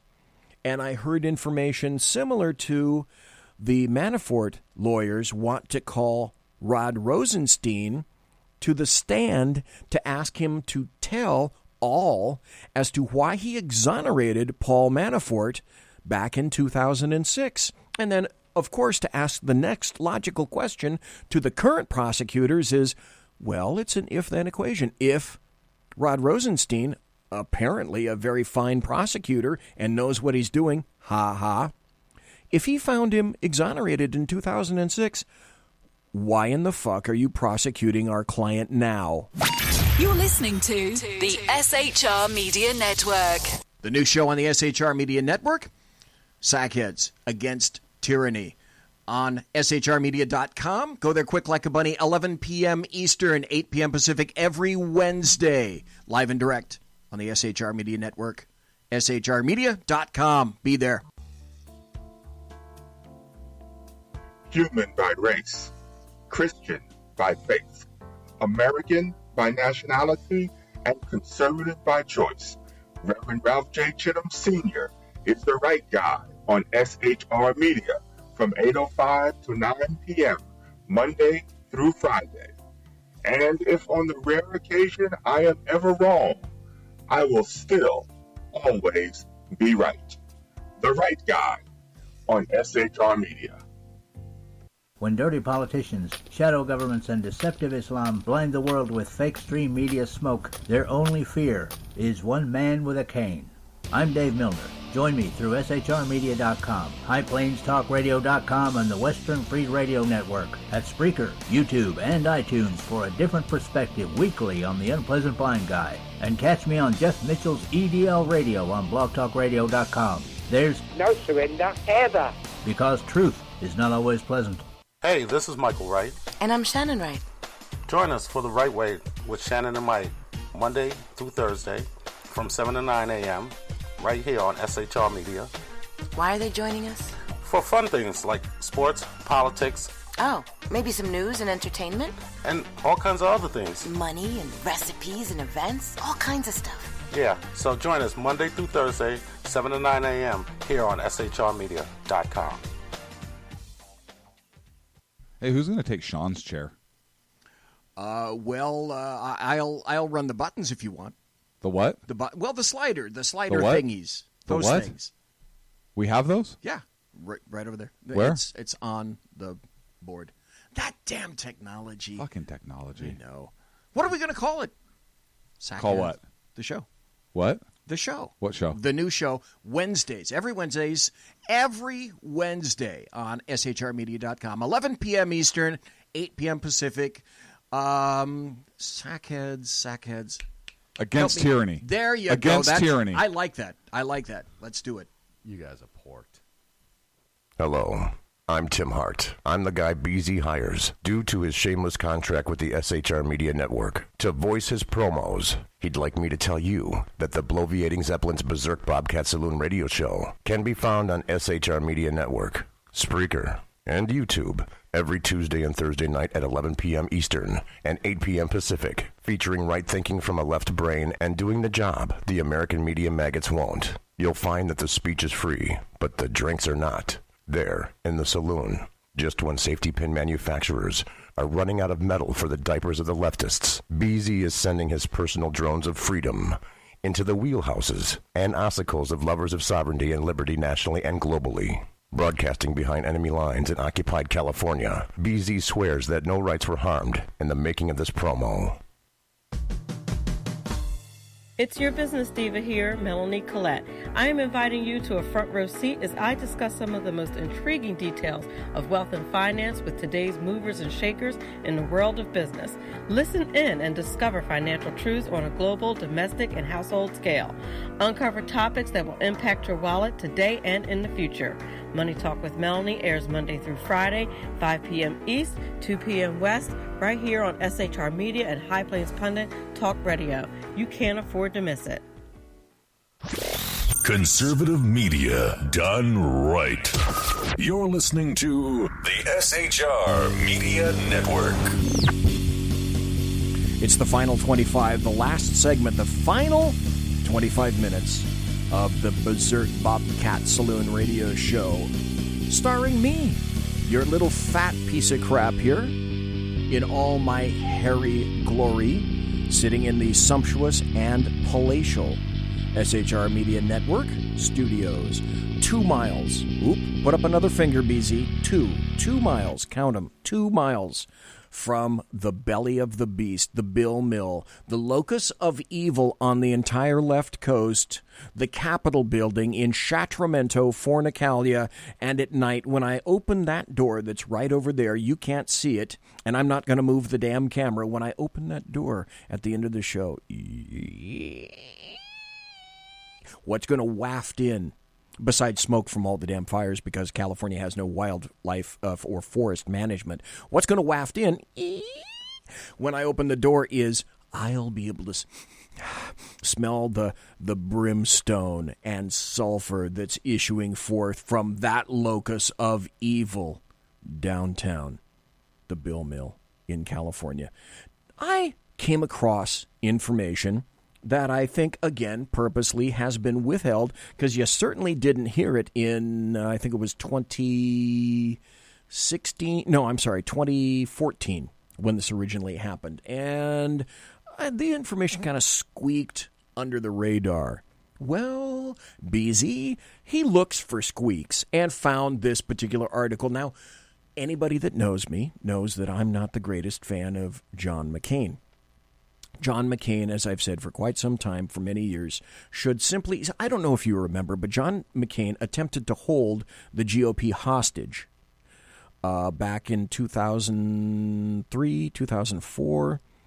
And he said, you either give me what I want or I'm going to take all my toys and become a Democrat.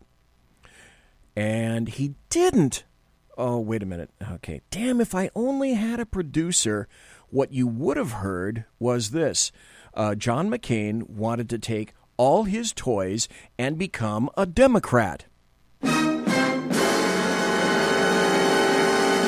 But anyway, I don't have a producer, so that's not what you heard. And he should have. All along I've said, and I continue to say, and will continue to say, two things in life that I value: honesty and clarity. Honesty and clarity.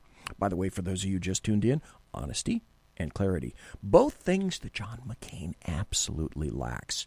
He should have been honest and just changed his R to a D and been done with it, because that's who he most properly identifies with. Thank God he doesn't identify as a 1955 GE refrigerator. Thank God. Or words to that effect, Senator. Anyway, the question is, I found out. Who urged the IRS under Lois Lerner to pummel the crap out of conservative groups?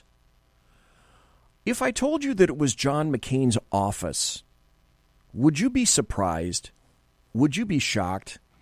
You know, I always pretty much knew that John McCain was an unmitigated asshole who customarily made any issue about him, and like I said, should have changed his R to a D quite some time ago. And it's no secret that McCain threatened to step across the aisle. He's been functionally a Democrat for many years. So this is from the Washington Times, the headline: McCain's office urged IRS to use audits as weapons to destroy political advocacy groups. And about this time, you're probably thinking to yourself, And no, John McCain wouldn't do that. Well, they said John McCain's office, but if that comes out of John McCain's office, are you silly, stupid, or specious enough to think that John McCain didn't know exactly what was happening? A new report from Judicial Watch, thank you, Tom Fitton, reveals a concerted effort from Senator John McCain's office to urge the IRS back then under Lois Lerner to strike out against political advocacy groups, including Tea Party organizations, because that's when the Tea Party was going nice and strong. Thanks to the results of an extensive Freedom of Information Act, a FOIA request, has been delayed for many years, Judicial Watch has obtained several key emails from 2013 that chronicle McCain's and Democrat Senator Carl Levin's efforts to rein in the advocacy groups that sprouted immediately following the Citizens United decision from the Supreme Court, which John McCain didn't really care for. So wondrous John McCain keeping his end of the bargain to ensure his application to the Democrat Party isn't round-filed.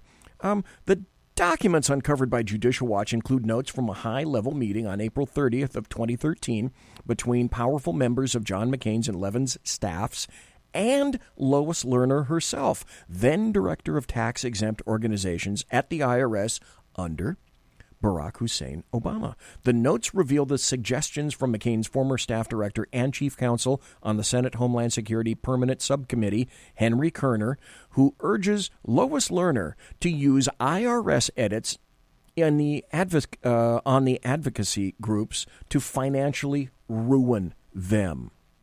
So just when you thought to yourself, it's got to be Barack Obama that's behind this, and I'm sure he probably had been talking to John McCain,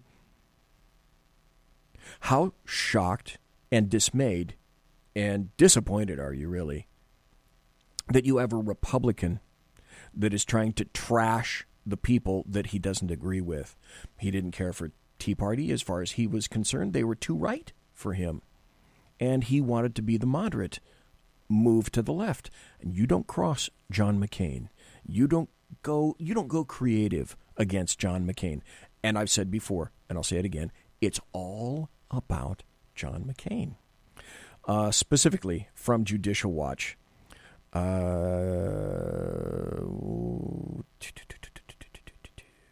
Lerner and other IRS officials met with select top staffers from the Senate Governmental Affairs Committee in a marathon meeting to discuss concerns raised by both Carl Levin, a Democrat from Minnesota, and John McCain, the Republican from Arizona, that the IRS was not reining in political advocacy groups in response to the Supreme Court Citizen United decision.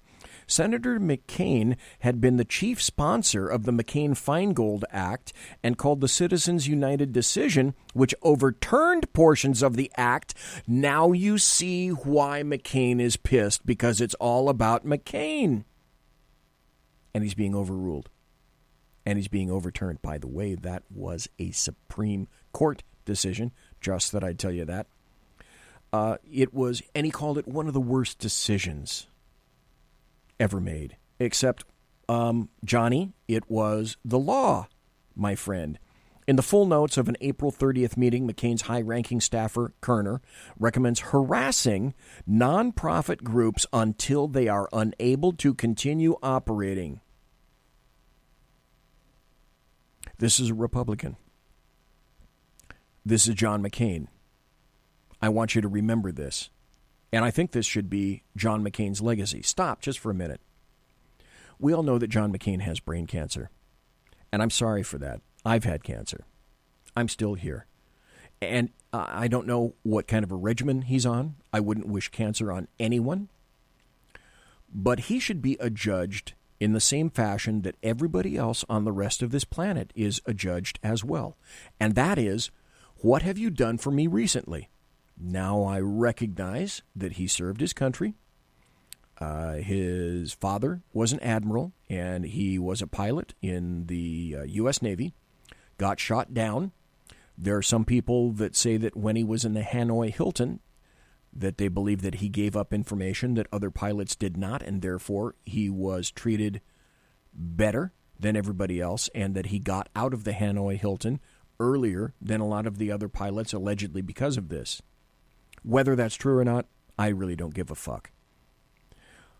But the thing is, if you're not going to be honest and clear with me and the rest of the citizens of the United States, and you're going to pull shit like this against conservative groups, you're doing the R behind your name a disservice, which is why I again say John McCain doesn't impress me at all. I couldn't give a crap about his military service. As far as I'm concerned, he's been doing nothing for years, for decades, than to attempt to shoot down conservatives. Because if they ever go against him, and you heard how that already happened, he has a mind and he has a temper, and he will shoot down whoever. It doesn't make any difference whether they're Republicans, anybody else. So if you wonder where all the hate and discontent from where that stemmed, and everyone was saying it has to be from the Democrats, now you have a pretty good and a much better idea that it could have, but it also came from the very irate mind and staff of John McCain, who was allegedly a Republican senator from Arizona.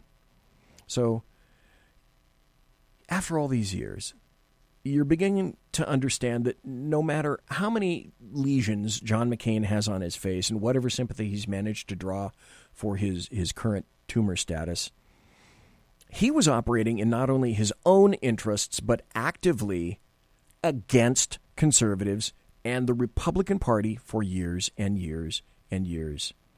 And like I said, all the reasons, he served his country, he was taken prisoner, blah, blah, blah, blah, blah. As I said, in the past decade, McCain has been working overtly and covertly against conservatives and against the Republicans. Because if John McCain isn't the center of attention and it isn't all about him, he's not going for it. Back to Judicial Watch. I may have time for another story after this one, because I got about 12 minutes before the end of the show. So back to Judicial Watch. Judicial Watch previously reported on the 2013 meeting, Senator McCain then issued a statement decrying false reports claiming that his office was somehow involved in IRS targeting of conservative groups. The IRS previously blacked out and redacted the notes of the meeting, but Judicial Watch found the notes among subsequent documents released by the agency. So, furthermore, that means McCain's office lied. First, they tried to cover up by redacting the documents, and then lied. Not prevaricated, lied. L-I-E-D, they lied. And John McCain, you think he doesn't know what's going on in his office? By rote, that means John McCain lied. He didn't prevaricate, he lied. And his office lied. Judicial Watch separately uncovered that Lerner was under significant pressure from both Democrats in Congress and the Obama DOJ and FBI to prosecute and jail the groups the IRS was already improperly targeting. That opened them up to prison time, federal prison time, which means that's what John McCain wanted. And he covered it up. He wanted them to do federal prison time because he lied. In discussing pressure from Senator Sheldon Whitehouse, Democrat, Rhode Island, to prosecute these political groups, Lerner admitted it is all about 501c4 orgs and political activity. Okay. Do you remember that Lois Lerner admitted screwing over the Tea Party and various conservative groups? Tea Party attorney Jay Sekulow, he represents some 38 groups who say that they were unfairly targeted by the IRS. The president, as you know, Jay, is saying not so. Let's move on. What do you think? Yeah, well, a U.S. Court of Appeals in the District of Columbia has acknowledged the targeting scheme. And here's the other thing. The president keeps saying it didn't happen, but the Lois Lerner admitted it happened. She said that they targeted based on names and policy So what positions. was he? By the way, this cut is back from when Obama was president, but you need to hear it because this all stemmed from John McCain, his office. Both he and they lied. Saying, Jay, that's what confused me. Then what was the president saying to say this is a funding issue, this is it's a bad law, obviously dropping that on Congress's lap, but what is he saying? Yeah, a bad law that's been around since 1954, by the way. I mean, please. And I guess it wasn't a bad law when all the left of center groups got their tax exemption. It wasn't such a bad law then, including groups that supported the president. But here's the reality. Let's look at what we do know. Regardless of the emails that we can't find, we do know from emails that we have found that, in fact, Lois Lerner was in cahoots with the Department of Justice to, in their words, quote, piece together, this is what she said, potential criminal cases against our clients for exercising their freedom of speech. So the president should not have said what but he's been doing this. He did it with Bill O'Reilly. He did this. He's in a state of denial. His own Justice Department is supposedly still investigating this criminally. So I guess the president's playing prosecutor and jury here, but it's his IRS that's done this, and they should be held accountable. Now stop. I have to let you know, obviously, that this is back in time, and this is before Judicial Watch under Tom Fitton found all the memos that I indicated prior. So there's more information to indicate that, You want collusion, you want conspiracy to entrap and to basically set up conservative groups so that they did prison time. There's your information. There's your background. There's your evidence. Well, I think Reddy interviewed, to your point, whether you agree or disagree, whatever your politics are, he has to check with all his chiefs to say, where do we stand on this if it ever comes out? Yeah. Just doing your homework, you know? But okay. And he would find out if he checked with his Department of Justice. Supposedly, there's an ongoing investigation. He would also find out that in a case called Z Street, which was targeted because they were a pro-Israel group, they were targeted because they took a position different than the administrations on the Middle East. They were targeted. The IRS admitted... Imagine that. Imagine that. Retribution. The targeting here. The FEC and the Department of Justice were in conversations with Lois Lerner and the IRS. So this is, the president could say all this he wants, but the reality is, Neil, at the end of the day, and you've been covering this for a long time, we already have the smoke. We already have the fire. We'd like to get the rest of the evidence because I suspect it's a 5-alarm fire when we see the rest of these emails. Especially when these agencies themselves launch an investigation into said 5-alarm fire. Jay, thank you very, very much. And now you know the rest of the information. I got time for about one more article. And we were talking about bias. And I was going to ask, I didn't have enough time to ask Ken McCLENTON about this, but he already said that because he's a black American who happens to lean to the right and is conservative and has a radio show, etc., that he is persona non grata with regard to certain elements in the District of Columbia. Funny. Here is a story.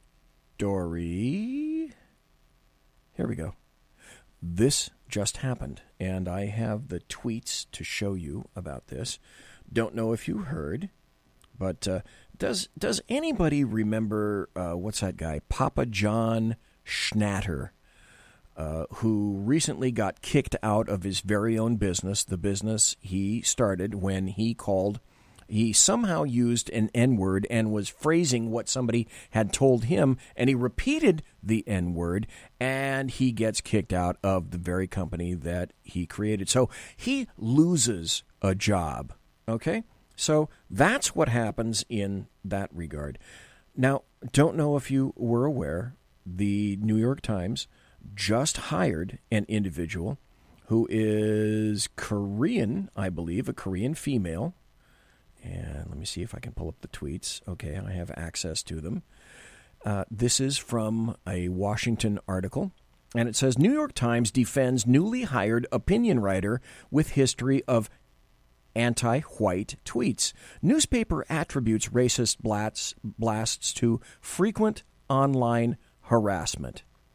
Well, gee, that sounds like a story. What is it?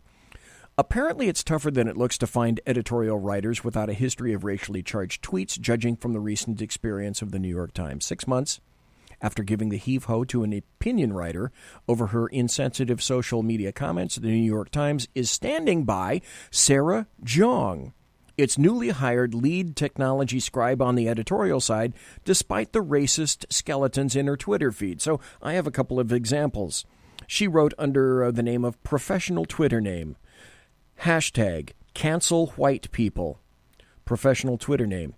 Are white people genetically predisposed to burn faster in the sun, thus logically being only fit to live underground like groveling goblins? Professional Twitter name. Sarah Jeong. I was equating Trump to Hitler before it was cool. Imagine that. In a statement, the newspaper chalked up her anti-white blasts, such as white men are bullshit, as a reaction to frequent online harassment. I guess that means she really didn't mean that, right? Her journalism and the fact that she is a young Asian woman have made her a subject of frequent online harassment, the Times said. For a period of time, she responded to that harassment by imitating the rhetoric of her harassers. That's certainly justifiable, don't you think? Her firing, it was John Schnatter, the creator and owner and CEO of Papa John's. He got fired for repeating a prior quote. so he was forced out of his job. She gets a job, so she's hired. Her hiring was met yesterday with a spate of criticism over more than a dozen hostile tweets, most from 2014, in which she referred to dumbass fucking white people and declared, "Oh man, it's kind of sick how much joy I get out of being cruel to old white men." And this is the person you want to hire. At the New York Times, Times officials acknowledged that they were aware of her social media history before they offered her the editorial board post, saying it came out during the vetting process. She sees now that this approach only served to feed the vitriol that we too often see on social media. She regrets it, and the Times does not condone it. Well, apparently no, that's wrong. You do condone it because you hired the racist bitch. Monsieur has unlocked!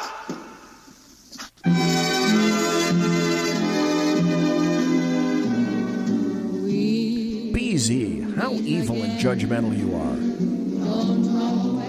Ladies and gentlemen, boys and girls, children of all ages, thanks for listening to the Bloviating Zeppelin's Berserk Bobcat Saloon radio show, live and direct right here on the SHR Media Network. If you want to contact me, you can read my blog at bloviatingzeppelin.net. You can find me on Twitter at BZEP, B-Z-E-P.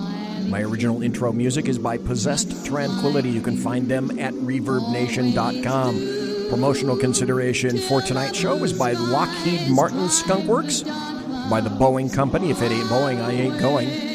Also by Pratt & Whitney Engines Thrust. You can trust. Thanks to my personal KC-135 Kettle 1 refueling team, with whom I will be logically consorting in less than an hour. I want to thank Ken McCLENTON, Sir Ken of McCLENTON, for being on the show tonight for a full half hour from 11 o'clock Eastern to midnight.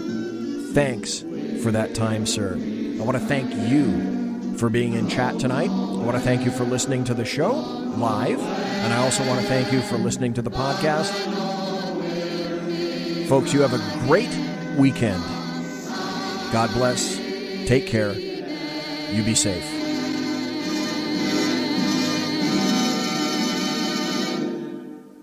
Everybody quiet down now and get some sleep. Good night, everybody. Good night, Mama. Good night, Ben. Good night, everyone. Good night, Mama. Good night, Daddy. Good night, children. Good night, Daddy. Good night, Elizabeth. Good night, John Boy. Good night, Jim Bob. Good night, Jim Bob. Good night, Jim Bob.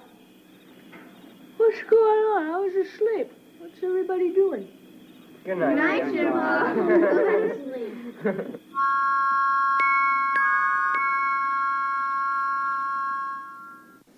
Good night, and good luck.